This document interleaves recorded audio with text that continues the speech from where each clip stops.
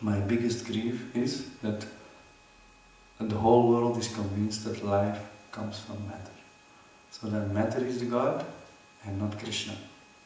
And once you can put that in somebody's head with some external logic and reason, then you can do all the other nonsense. So if you can defeat it, you remove Maya, Kali's Brahmastra. The Dharma theory is like a Brahmastra. It's extremely powerful, extremely subtle. And as devotees of the International Society for Krishna Consciousness, that is one of our main duties, to defeat it, to make articles everywhere, to make it popular, and just attack, make a joke with all these university people who believe in Dharma theory. Defeat them, like Hamsadutta did once, Dr. Kober. Prabhupada was so pleased with him. So that is disciple. Huh? So then Prabhupada, that's my understanding, but if you want to define what is a disciple, yeah, what? Following the four regulative principles, chanting 16 rounds, come to minority. That is good disciple, but that's the minimum standard. But to be a real disciple is much, much, much more. It's take a mission in your life. And once Prabhupada says, I want Arjunas or I don't want Noah. That was in London, and Tamakishna Maharaj could not get the permission for the Jagannath Rath Yatra. Then he became heavy of Tamakishna Maharaj. Why you cannot get the permission? London is the main city where we have to show Jagannath as the ruler of the universe. Get me that. So here Prabhupada says, so we got this information. Struggle for existence, human race, the only hope, His Divine Grace. Prabhupada continues. So we got this information from His Divine Grace, A.C. Bhaktisiddhanta Saraswati Thakur, and that knowledge is still going on. You are receiving through His servant. And in future the same knowledge will go to your students. This is called parampara system. Evam parampara praptam. It is not that you have become a student and you will remain a student. That's heavy duty. Now, no. One day you shall become also guru and make more students, more. So here the Ritvik philosophy is destroyed. And the Ritvik philosophy is a little bit a joke. Because an acharya can preach to time, place and circumstances. Like Prabhupada, instead of 64 rounds, he made 16 rounds, provided that the members of the international also preach. Right? So that's an adjustment, but you cannot say we stop chanting Hare Krishna, we chant some other mantra. So the Guru principle is a universal primary lesson, it's morphology. It's ontology, it's not morphology. So that rule, even an acharya cannot change. The Guru principle. As somebody is qualified, he becomes the next Guru. And here is black and white statement. There is no need to speculate on this. No, it still means, we take it as it is. One day you shall become also Guru and make more students. This is Chaitanya Mahaprabhu's mission. Not that perpetually, yes, one should remain perpetually a student. But he has to act as Guru. That is the mission of Chaitanya Mahaprabhu. It is not because I am acting as a Guru, I am no longer a student. No, I am still a student. Chaitanya Mahaprabhu taught us this instruction that we shall always remain a foolish student before our Guru Maharaj. And that's what you can see in Prabhupada. And when you observe Prabhupada, when he gives an interview to the journalists of American newspapers or whatever, you see always a double psychology. You see a psychology of Prabhupada.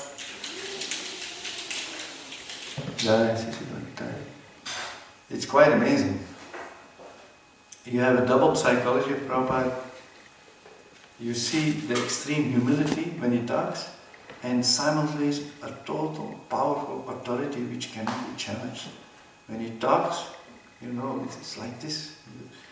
You cannot doubt, because he's so loyal to Guru and Krishna. So the power of Krishna comes through Prabhupada. At the same time, because he's totally humble, he has not his own mind between the instructions of Guru and himself. That's why that complete humility works, and that's extremely difficult to be in a high authority and simultaneously remain humble. That's where in the West all the leaders failed. They became autocrats again. Power corrupts and absolute power corrupts absolute. That works as long as you work in the material field. I'm saying spiritual power not corrupt, and absolute spiritual power never corrupts. We should not be afraid to give somebody power or authority if he's qualified. And that is the Vedic culture. And that we have completely with Prabhupada. Prabhupada, as soon as you hear Prabhupada, you read Prabhupada, there is total comfort. This personality will never misuse me.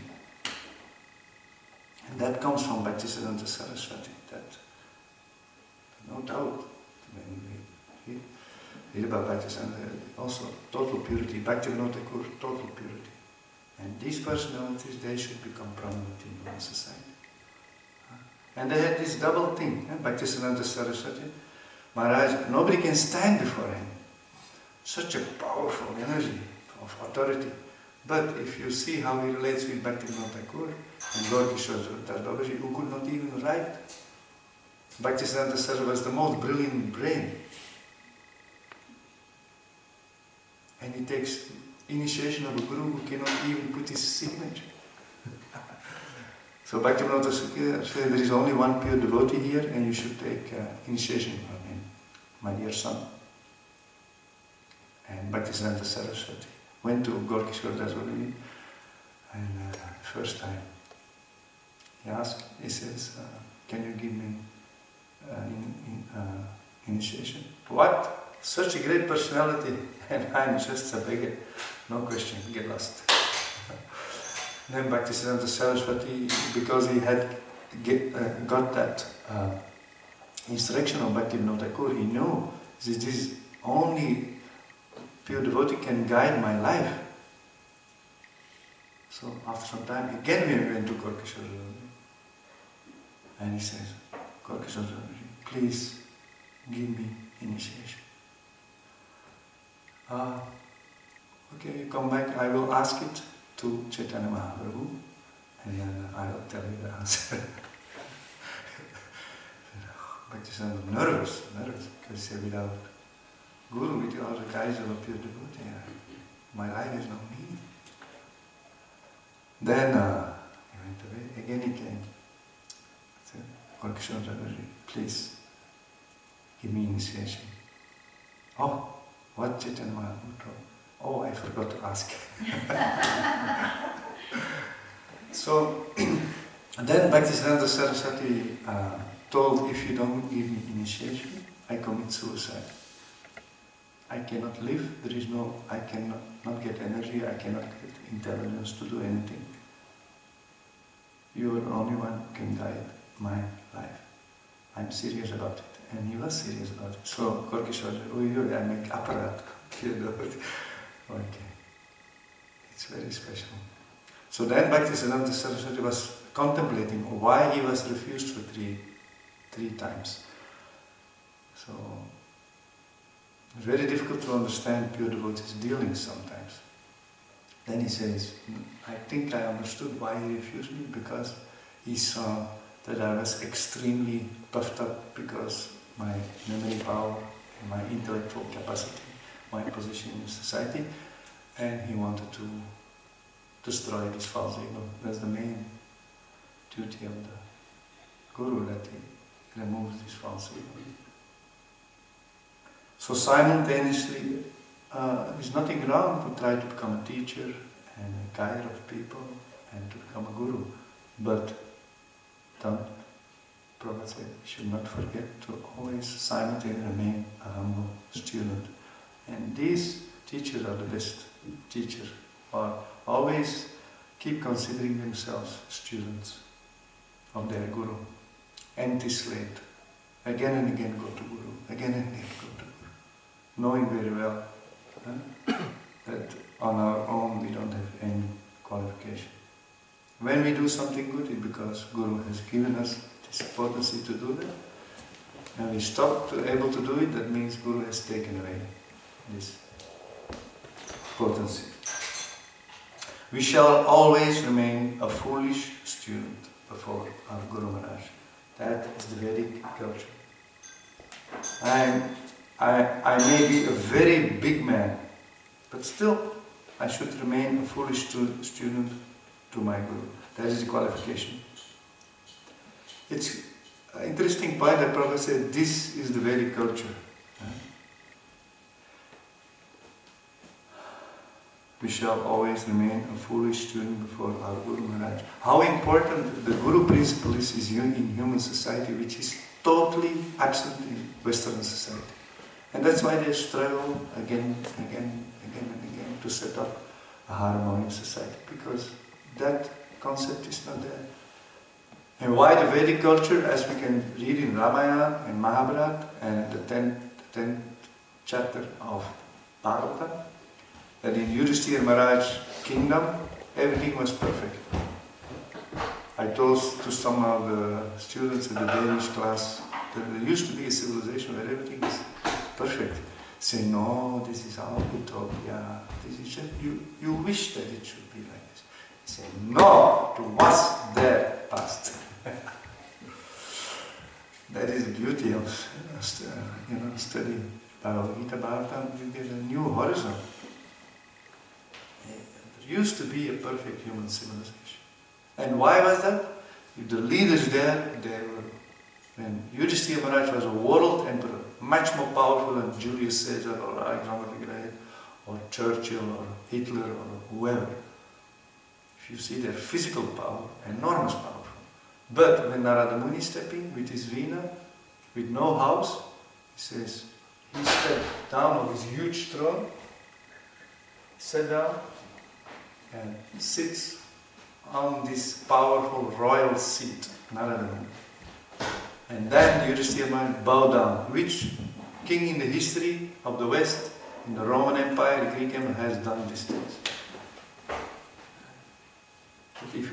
If we have such a civilization, if we have such a system, if we train, that's why Prabhupada said the Gurukul.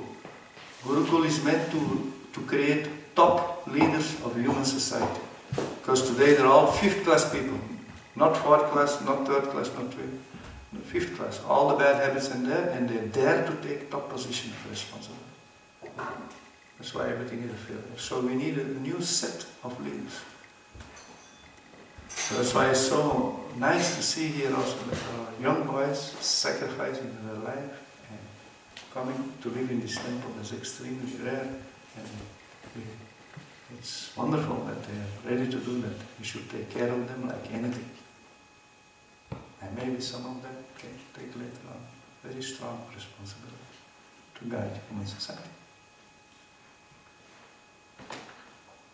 This is Vedic civilization, culture. I may be a very big man, but still I should remain a foolish student to my Guru. That is the qualification. Guru moro mukha de karila sasa. We should be always prepared to be controlled by the Guru. That is a very good qualification. Yasya prasadat bhagavat prasadat and arana kariha mani asa. So we should become always a very obedient student to our Guru. That is a spiritual qualification. That again you can see throughout the workings of Prabhupada. Whenever he talks, as soon as he talks, immediately he has to refer to Bhaktisiddhanta Saraswati Maharaj. The Guru, who is a Guru, should always refer to his Guru. Then you will have a very safe feeling. Right? That's wonderful. And that's why Prabhupada could talk so authoritatively and so strong. And it had immediate effect in the hearts of people. Because he's confident. I am totally loyal to my Guru, who is a pure devotee of Krishna. He has understood it in and out, in all details. So that's why he's so confident. We have seen many devotees, when they join, they're humble, they cannot even communicate properly with people. But after they are there for some time, they become powerful speakers. Because they lose shy, because it's not about me. I'm here to glorify Krishna, and I'm going to use my voice for this, all my energy. I'm going to talk. Because we are fed up that the whole society is hiding Krishna all the time. You don't like this, then you become a speaker.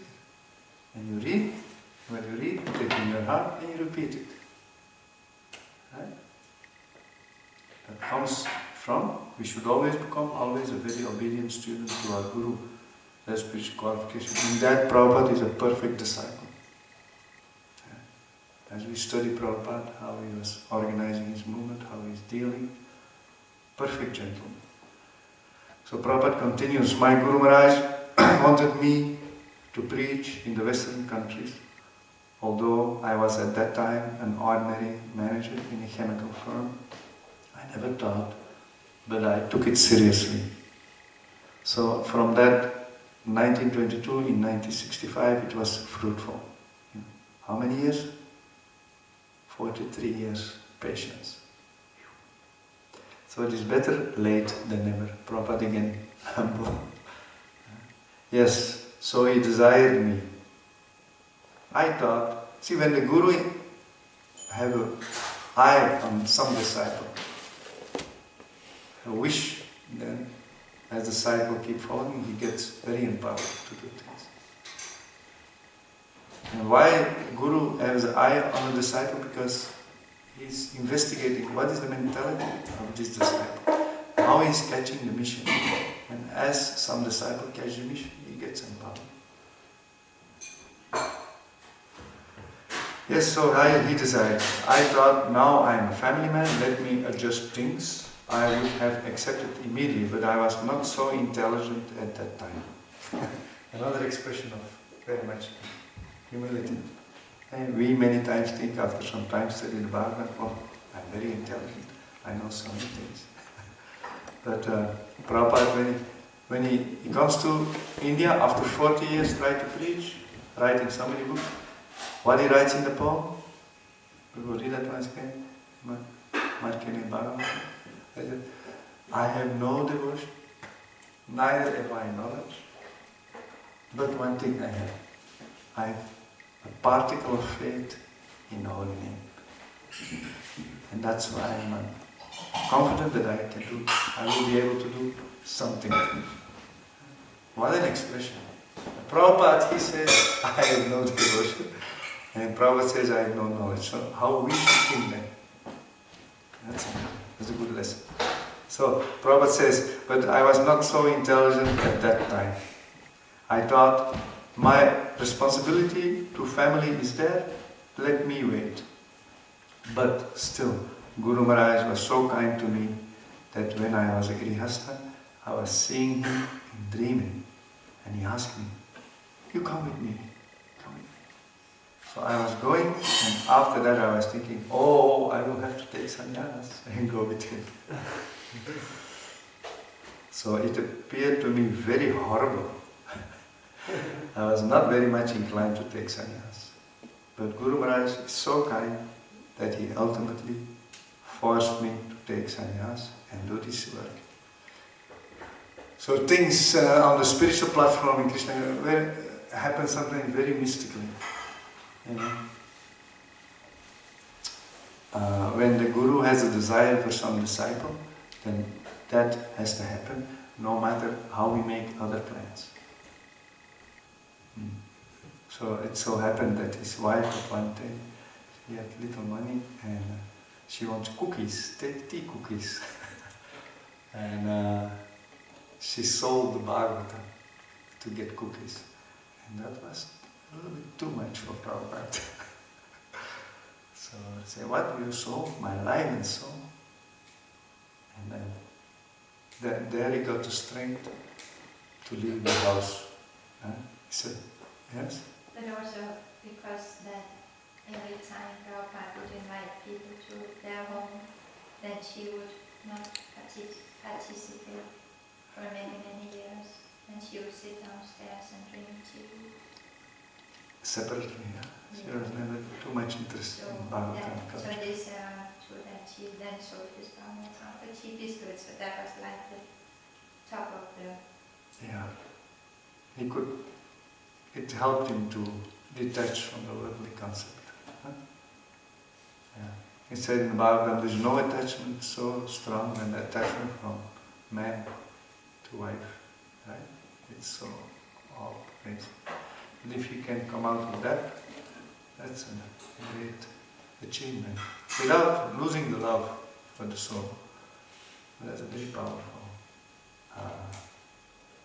thing somebody can do. So I think also, because we know that Prabhupada was he was a Nitya Siddha, we know, eternally liberated soul.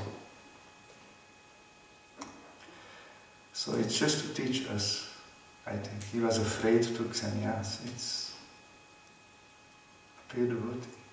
He's already detached, right, from the worldly concept. So why is he afraid? But that is a lila to teach us when we are in the situation, and when maybe at one point Prabhupada our Guru will request us to take sannyas, then we can learn from Prabhupada's situation how it can be done. So it is all his kindness. So this is the memory of his kindness. So 40 years ago, I remember the same thing as it is in 1922. And still the same thing is going on. That's an interesting point. There is nothing new. We have nothing to do new. Simply let us present as it is. It will be successful, you see. The spirit of my writing is the same. Now that's an interesting point, because in the worldly concept we always think, now we have to do something else. We have to do something new. But in Krishna consciousness, in the spiritual world, it's always new. The old is new and the new is old. It's ever fresh, the principle is always the same. But then, of course, you can just make a sugar-coated pill sometimes to attract people. That's another thing, but the essence can never change. Because the philosophy of Bhagavad Gita is universal, timeless. So in any situation you can introduce Gita to a society, no matter how ignorant it is, because it makes so much sense, the Bhagavad Gita. There's so many crystal clear points about life, and it cannot be defeated, because it's given by the Supreme Perfect. And we have to just become sufficiently intelligent to give enough arguments to make the points clear, even in an ignorant modern society like today, which follow a system which is totally opposite to the Bhagavad Gita. Right? So we have to just put everything straight again by just repeating as it is. And it's always the same. Next, Prabhupada take a bite of his poem again. Misled we are, all going astray. Then Prabhupada says, the soul-killing civilization is misleading us. We must know this. This very misleading civilization. Our real aim of life is to understand our spiritual identification and search out our relationship with God, Krishna. This is our real business. But this modern civilization is misleading us in different ways. So I wrote that. Again, part of this poem. Misled we are, all going astray. Save us, Lord, our fervent pray. Wander thy ways to turn our face. Adore thy feet, your kind grace.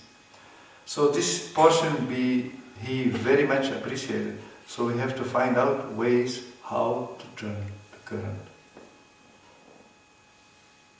The current is what? That we are going astray. What is that astray? Material unity. What is that material? The mind? And what is the mind pondering on this? Sense gratification? Yeah. The current is sense enjoyment. And especially now with all these modern media, my God, they really stick it in our nose, in our ears. That is this. Not just what they present, the mood behind all this. These iPods, and then from the iPod you shift to the internet, from the internet to TV, and then you go around. They don't leave you. They know you're around this. And it's totally, they try to control our thoughts. With this mood, you simply meant to enjoy. And Prabhupada said, that current, you have to turn around. Quite a job to do, but Prabhupada says, my Guru Maharaj told it and we have to do it. That is the cycle. How to do it? That is a very big thing, but it starts with faith. You understood, you have to do it. And then Prabhupada maybe took 40 years, but he never stopped trying. And 40 years he totally failed, so to say. He said only half a disciple. I made a disciple and also he left after some time. So apparently it might, when we would have studied the life from Prabhupada before he came to the West, he said he's nobody. Prabhupada is nobody because what he has done, everything is failure. Or he might have think about himself, or about Bhaktisiddhanta Son, my Guru is maybe not good. Kept on going. And that Krishna is watching. How despite defeat, despite no result, still you keep pushing. Say, Prabhupada, this is a pushing. My Guru Maharaj pushed me and I push you. And again we have to push on. Now don't disturb the people. Yes, we have to disturb the people. Material life means the current is sense enjoyment. And this current has to be turned to the sense enjoyment of Krishna. Sense enjoyment is there. But the material civilization, the misled civilization, is that the sense gratification is taken personal. When this sense gratification will be turned towards Krishna, then our life is successful. Prabhupada's writing is a perfect therapy for us conditioned soul. So wonderful. I don't know, it's not just the beautiful intellectual way in which Prabhupada writes, but that every word carries so much surrender to Krishna. I say to you, if you disturb mind, just take a text and you go with your eyes and you drink it in, and a small time, totally ready to surrender to Krishna. Because Prabhupada is in that condition. Beautiful, right? So that's interesting. We are not impersonalists that we want to cut down our senses. No, that will never work and it will be always a failure. No, we have these senses, let's use them. But fastly for Krishna. That's why we do not only Sunday, again Saturday evening, again less and more like that. And again, so our ears wants to listen nice tunes. Especially me, I like music like anything. So always bhajan. Right? And our eyes want to see beautiful forms. So it's equally time today. We are discussing how beautiful God. Beautiful face, beautiful hands, and the dress glittering. Nowadays people like so much glitter. This glitter. But who has the biggest glitter? Or anytime. Anytime. Competition. He is joining the competition.